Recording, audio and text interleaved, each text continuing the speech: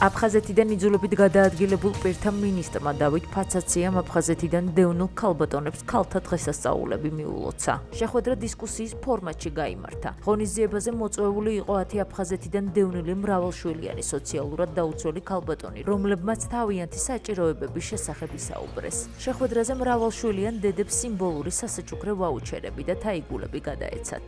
კიდევ ერთხელ ულოცავთ 8 მარტს ჩვენ ქალბატონებს ძალიან დიდი იმედი გვაქვს რომ მათი წარმატება იქნება ყველა ჩვენთაგანი და სხვა ქალბატონებისთვის მაგალითი დემოგრაფიული განვითარება და ჩვენი ქვეყნის სიძლიერე სწორედ ესეთ ქალბატონებზე დგას და ძალიან დიდი იმედი მაქვს რომ ქვეყანაში უფრო ძლიერად და მრავლად ვიქნებით. გვაქვს ესეთ სოციალური ჯგუფი, სადაც 24,000-ზე მეტი მრავალშვილიანი დედა არის და აქტიურად მუშაობს სხვადასხვა მიმართულებით საკანონმდებლო და ინსტიტუციურ დონეზე ცვლილებების მისაღებად.